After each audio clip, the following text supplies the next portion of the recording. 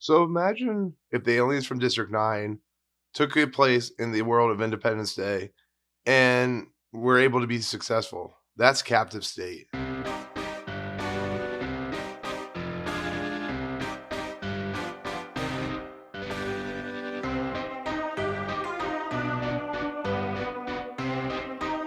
What's up, guys? Welcome to Movie Emporium's movie review of Captive State, the newest film from director Rupert Wyatt. It stars John Goodman, Ashton Sanders, Jonathan Majors, Alan Rook, Kevin Dunn, Vera Farmiga. Captive State is an interesting movie. Like I said in the beginning of this video, it's a movie of this alien invasion. Let's think about the creatures from District 9, like I said, are in a Independence Day type scenario where they've taken over the earth, but they haven't destroyed it. But instead of destroying it, they have set up these legislative style democracies, or they're kind of like I said, it's a captive state. And the aliens have forced the population of Earth to basically these settlements. They're all the major cities have been walled up, and they're confined to these settlements.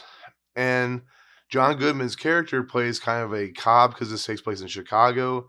He's tasked with taking down and making sure that order is involved with, the population. And if they get out of hand, the alien force comes down and, does what they have to do.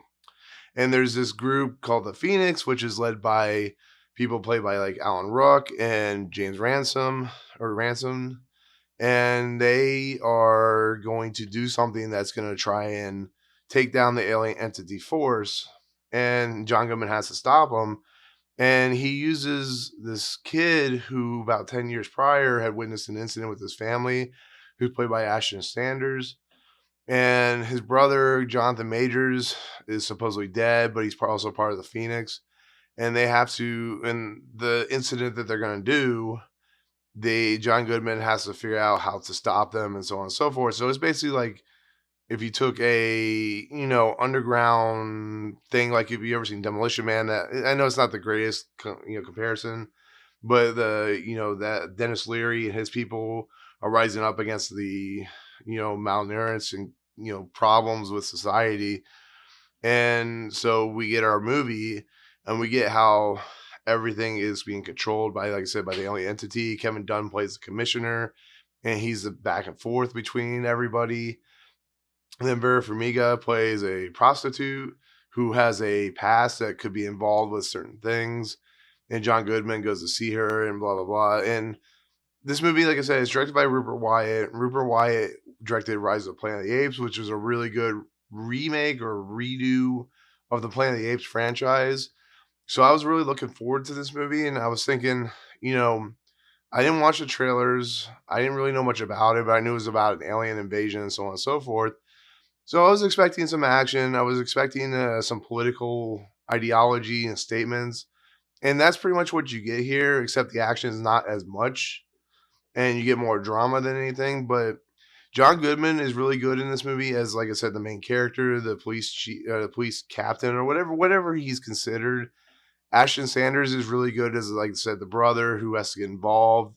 He's working with John Goodman's character, even though he's kind of wanting to be his own. And it's a really interesting look at border walls and government oppression, and just the idea of just everything just being bad for people and people willing to rise up and try and take down that oppression, and maybe not being entirely successful in the long run. But if they can, get the seed planted, then we get our, rise up and taking down a society and the alien entities. And the aliens are not really much in this movie. This is more about the humans dealing with the situations that are being played out in this movie. And that's kind of nice because the aliens are not really that interesting to begin with. They're just there in the background. And when you do see the aliens, they're kind of like every other alien you've ever seen in your entire life. So they're not really that fun to watch. But the idea of these characters rising up is the more fascinating thing. It's not the funnest movie in the world, but it's an interesting take. And you see it in the eyes of all these characters. D.B. Sweeney pops up in this movie, and this is a movie that is a really fascinating look at these types of things. And I'm interested to see what people are gonna think about this movie because the scores for Rotten Tomatoes really haven't been put out for this, so I don't think it got screened early. It's not as good as Rise of the Planet of the Apes. Rupert Wyatt's one of his first movies, but I think he has a lot of to say in this movie, a lot he wants to express. And like it doesn't always work, but it works on a level that you're gonna find interesting and maybe a little bit thought provoking. And that's why I kind of enjoy it. And it's a beautiful looking movie. It's very monotone. It looks a lot like I said, Rise of the Planet of the Apes. I keep harkening back to that because that's his other movie that people will know of. But he has a fascinating just visual style, and the music's pretty good. And the fact that it's just an interesting look, like I said, at society if it got way too oppressive, and to see it, play out like it does without spoiling anything because, it has some major plot spoilers if I were to get into it. But it's an interesting movie. It's a fascinating movie.